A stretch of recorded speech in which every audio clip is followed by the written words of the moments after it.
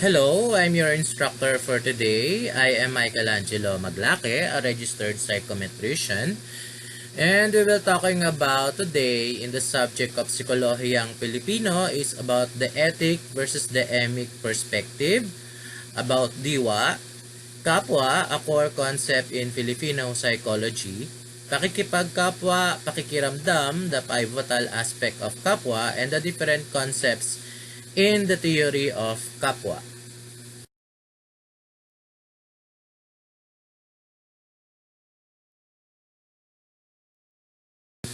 First, let us talk about the ethic versus the emic perspective in Sikolohiyang Pilipino.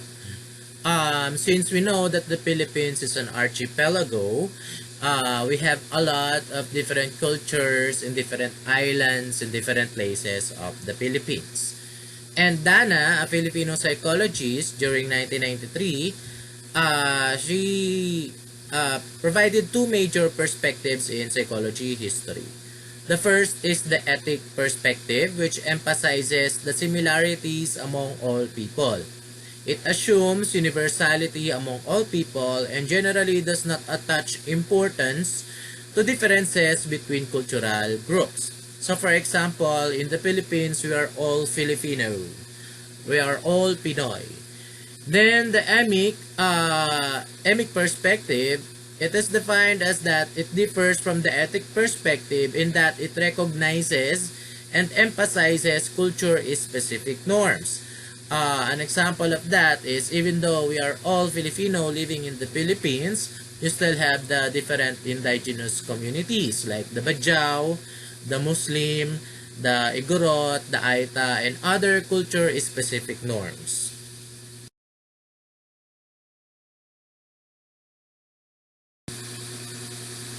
Now let us all talk about diwa in Filipino psychology. Psychology takes into account the study of the following. It is believed that diwa is comprised of these details in Filipino psychology. Kalooban and kamalayan. Our diwa has certain kalooban and kamalayan, emotions and experiences of the knowledges of the things that we've learned and the things that we've experienced. We have this diwa is also comprised of also contains ulirat or the awareness of one's surrounding. They say that sometimes even you're sleeping at gising ang diwa mo, your ulirat is still awake. So you are being aware of your surrounding. And then of course the isip, which is the information and understanding. You are the information that's coming from the external stimuli and your response to certain informations and understanding on certain events. It goes through your kaisipan or isip. And then of course we have the kaluluwa, which is the soul in English or the way to learning about people's conscience. It is a factor in our ethics, in moral values, the things, how we value things, how we give importance to things. Do we do things the right way or the wrong way? And kaluluwa affects our diwa in the sense of creating our habits and behavior, as it is commonly tackled and discussed that once you do something bad, your kaluluwa is affected. Or if you did something good, kaluluwa is getting lighter and lighter until if you die, you would go to heaven. And all of these details, kalooban and kamalayan, ulirat, isip, and kaluluwa, all takes into account into the diwa perspective of Sikolohiyang Pilipino. Now let us all talk about diwa in Filipino psychology. We must remember also that Filipino psychology focuses more on the descriptional use of the Filipino words, and there are a lot of definition of the different uses of the use of the Filipino words. So now let's move forward to the word kapwa. It is a core concept in Filipino psychology. We use kapwa in different ways.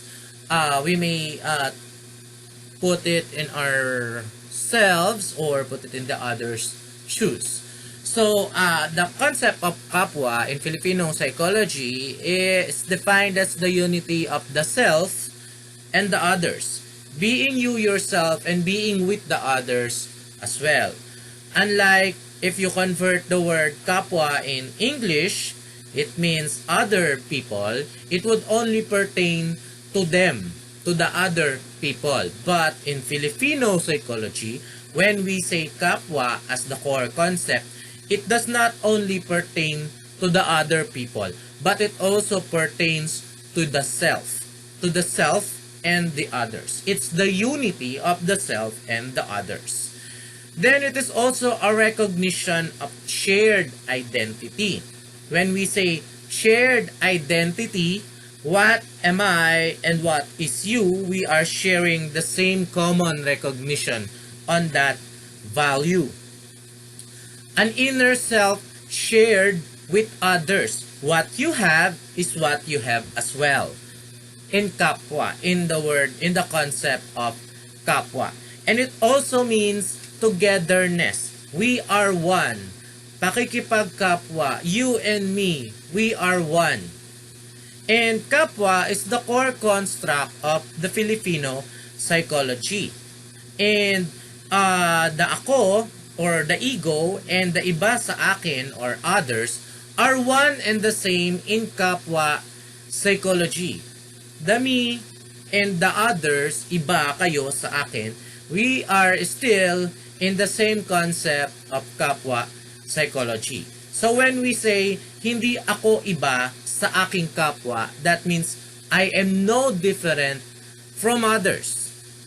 I am human, you are human, so we have no difference at all. If you would use it in Filipino psychology, the word kapwa.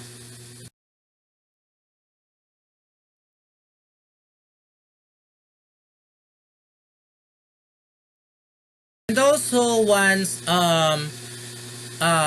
ako in the core concept of kapwa in Filipino psychology, once ako or you starts thinking of yourself is different from other or from kapwa or from the other people, the self is in effect and you deny the status of kapwa to the others, to the other people. That's when you believe that you are totally unique. Then you are no longer using the concept of kapwa. As we could remember on the past slide that kapwa and the self and the others, it's pertaining from the self and the others.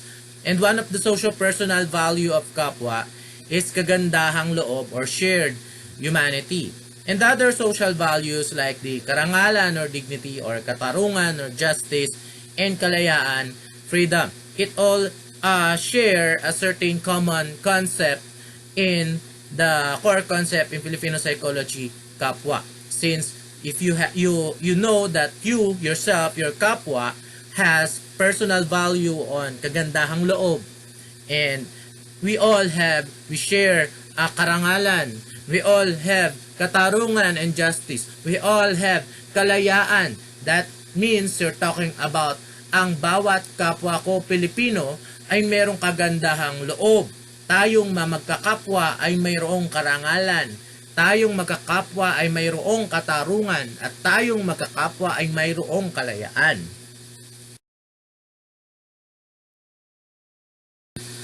Now, if you would use the word kapwa and add in a sentence or make another word like the pakikipagkapwa, it is defined as the social behavior that is emanated from the concept of kapwa. This means that accepting and dealing with the other person as an equal. You are on equal footing, you are on equal level. There's no rich people or poor people. Pakikipagkapwa, you are treating each other, you're treating each one another on an equal level. This also means a regard for the dignity and being of others. Because when you say pakikipagkapwa, we all do same habits and physiological behaviors as a human. We go hungry, we get dirty, we need to take a bath, you get to eat. What you eat, I eat. What you do in the comfort room, I also do that in the comfort room.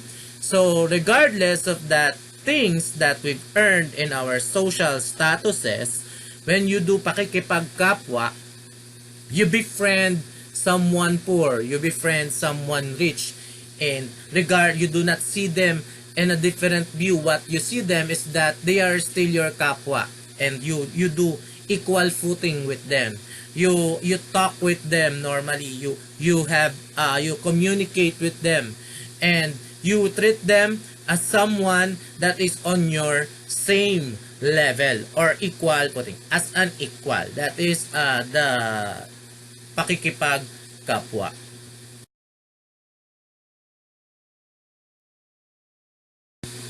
We also have another pivotal aspect of kapwa, which is the pakikiramdam. It is near to the term of kapwa or pakikipagkapwa, but it is not totally exactly the same as the word itself. Pakikiramdam refers to the heightened awareness or sensitivity. To the level of normal sensitivity, when you use pakikiramdam in the Filipino psychology, your hearing, your observation skills, your hearing skills, your observation skills, your sense of smell increases, the sensitivity increases, your feelings, your emotions, you're trying to grasp the situation, you're trying to feel the situation, and that is pakikiramdam. It's a little bit heightened awareness, grasping the situation, trying to feel, is it right or is it wrong, is it okay or is it not okay. It is an active process involving a great care and deliberation manifested in your hesitating to react, your inattention to subtle cues, if there would be a clue to do this thing, and nonverbal behavior in mental role playing. You're actually thinking it, you're planning it, you're trying to feel it, you're pakikiramdam, nakikiramdam ka. You're trying to, for example, you are on a cafe, and then there's this person who went inside, and you feel like you wanted to be close with that person, so you're hesitating to come forward and talk to that person, and yet you're trying to feel something. You want to know if that person can be approachable, so you're looking for clues or cues or subtle cues, the way he talk, the way he speak, or the way she moves, or the way she thinks. And then it's a mental role playing, how you process the thoughts, the cues, the feelings, the senses, and how would you try to talk it out in order to befriend that person. That is pakikiramdam. It is also the ability to tell whether or not a person is feeling a certain way despite saying things in contrary. Well, most of us Filipinos, a lot of us always talk about things contradictory. And sometimes we use pakikiramdam in finding clues in the words that they speak to identify if they are actually saying the truth or not. We are using pakikiramdam in that moment. Or we are looking, even though some people are always smiling, but we always think that behind that smile there's that certain hardships or mischief in life that they have experienced. And we're trying to understand that kind of feeling. Despite that they say that they are fine, that I'm okay, we are always on the part of pakikiramdam when we are talking with them.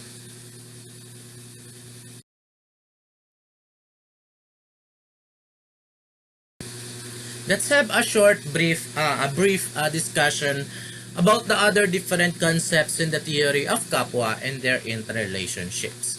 So we have a table here. On the left side, we have the core value, and on the right side, we have the core concept of kapwa. So we've discussed the pakiramdam. It is a shared inner perception, or it is the pivotal interpersonal value. When we say pivotal, it's like you're shifting 45 degrees, a little bit of 45 degrees, a little bit of direction from kapwa. But it's still part of being kapwa. It's a shared inner perception, pakikiramdam. And then we have the accommodative surface value, which means that it is something that we always try to take note of when in everything that we do as a Filipino. First, we have the hiya, or the propriety or dignity. We always feel hiya in front of other people, regardless of their identity, regardless of their accomplishments in life, and even to our parents, we feel hiya, propriety or dignity. It talks about our dignity. And then we have this utang na loob. Utang na loob is totally different from gratitude, but gratitude in the English word, it simply means saying thanks. But utang na loob in the Filipino psychology is a lot deeper than the word gratitude. Utang na loob refers to something that you have to pay by yourself, but you really don't have the obligation to do that. It's just that they did something for you. You feel like you have utang na loob to that person, and you have to do something for them as well. He helped you he helped you in something very important, so you had utang na loob in that person. So when he asked you for a favor, you would not say no. You would always say yes. It's like a forever listed gratitude, because you did something for me in the hardest moment of my life. So I believe that my life is for you as well. I would do anything for you, and I would do anything you want as long as it is in the range of my ability. That is utang na loob. And then the pakikisama, another part of the accommodative surface value, which means companionship. Simply put, you try to befriend people regardless of their behaviors, their attitudes, their traits, their background, and try to be with them, try to be like them. Pakikisama. You're trying to be like them. If they are drunkards, or if they drink in a certain street, and then you just passed by, they would ask you to, hey, shot tayo. So they invited you to take a drink, then what would you do? You can pakikisama. It's either you take the drink, or either you give them something, money to add for their drinks, to buy for additional set of drinks. And that is pakikisama, just a sample of pakikisama. Then we also have this associated behavior pattern. And when we say associated behavior pattern, in the sense of kapwa, we have three things. We have biro, lambing, and tampo. When we say biro in English, it's like a joke. It's like a prank. And sometimes we do biro to people who are feeling down, or people we are totally close to do biro in a safe manner. But sometimes we move over on the word of biro. We go over on the side of biro, and that biro sometimes causes tampo. And tampo is an affective disappointment. Tampo is very complicated in the Filipino psychology. Why? Because when we say tampo, most of us think that that person who experienced tampo from us is already mad at us. Galit agad sila sa atin. But the truth is, tampo is just a very small sense of affection, disappointment that from a very small certain events or certain things that happen between you and that person you did with. Say for example, it's just a simple birthday of your son or of your child, or you, it's your birthday, and you did not give such invitation to someone very close to you, and that person had tampo on you. It's not that you do not have the obligation to invite them. It's just that they can simply come to your house because they know that it's your birthday. You do not have the responsibility or obligation to invite them at all. But why do they feel tampo? Because they want to feel important. At some point, these people want to have acknowledgement. That's why people, Filipinos, who has certain degree of wanting to be acknowledged, has a lot of chances to experience tampo in certain people and in certain situations. In short, the more you want to feel acknowledged, the more you experience tampo. And of course, we have this lambing. Lambing is a sweetness in English, meaning that whatever happens, you are totally sweet, even to your mother. Even if your mother is scolding you or your father is scolding you, but you are very malambing or you're very sweet. Regardless of that situation, you being malambing tends to turn things over from being worse to being a little lighter. And because of that sweetness, because of the lambing of the Filipino, the foreign society always wanted to be with the Filipino because we are very sweet people. Have you already taken your lunch, or did you already had your breakfast? Did you sleep well? How are you? We always ask other people how are they feeling, and because of that asking or inquiry of their state of situation, we are already being malambing. We are showing them our hospitality. And the hospitality of Filipinos came from being malambing. And then we also have this confrontative surface values. In the sense of kapwa, we have this concepts of bahala na. Bahala na came from the word bathala na. Comes from God. It is a sense of determination, but not the word determination itself. It is a sense of gambling determination. Bahala na. We are determined, but not, we are half determined. The truth is, we are half determined to do the things that we have to do without actually planning or having a back plan out of it. Bahala na. I'll just do it. Then whatever the result is, that's fine. It's all up to God. It's all up to destiny. That is bahala na. We gamble. It's either we do it good or bad. Whatever the result, either good or bad. It's a risky determination. Bahala na. It's a risky determination. And then we have this resentment or guts or sama or lakas ng loob. This is when we say sama ng loob, you feel resentment. You feel bad about yourself or bad about someone or about your kapwa. May sama ka ng loob.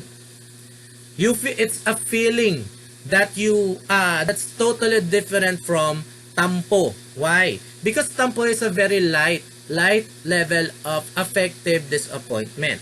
But sama ng loob is like more than being galit, more than being mad.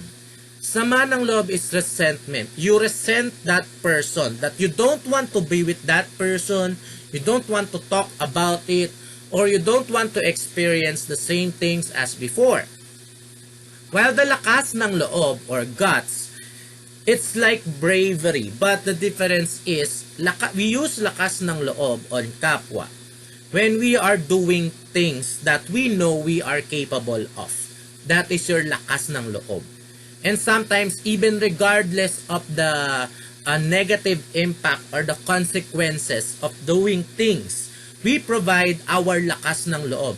In times of calamity and phenomena in the Philippines, in times of the weather climate changes, weather signal number 1, 2, 3, 4, even all these calamities happening, earthquake, we have this certain lakas ng loob. We try to get risk. We risk things to do it because we feel that we need this lakas ng loob within us. It's our guts to continue living regardless of the things that would happen in life. It's like bahala na. But the lakas ng love is that are you willing to save the drowning child on the river, to jump on the river just to save that child? You have that certain guts. You would jump in the river and save the child. Even though you know that the flow of the water in the river is very strong, you would still try to save the child. And sometimes lakas ng loob, we use it in fighting over our own fears. As Filipinos, we use lakas ng loob fighting over our own fears. It's like courage. The lakas ng loob, it's like courage and guts at the same time. And then we have this pakikibaka. Pakikibaka is different from resistance, from the word resistance. It's just we use the word resistance as it's the closest English word for the Filipino word pakikibaka. Why? Because when you say pakikibaka, you are fighting for what is right, fighting for your right, or doing something for the benefit of everyone. It's not resistance. You're not fighting back. Because resistance, you're trying to fight back. But in pakikibaka, you're doing it for the benefit of you and the other people. It's for the benefit of your kapwa. It's not just for you. It is not totally resist. You're fighting for your right and the right of the other people. You are trying to defend them, trying to defend together with other people who believe in the same motives, in the same concept like you. That is pakikibaka in the concept of kapwa in Filipino psychology. I think that wraps up our discussion on Filipino psychology, especially on the concept of kapwa and diwa. Thank you for watching, everyone. I am not requiring, but I hope you would subscribe and for future lecture video presentation. Thank you and God bless everyone.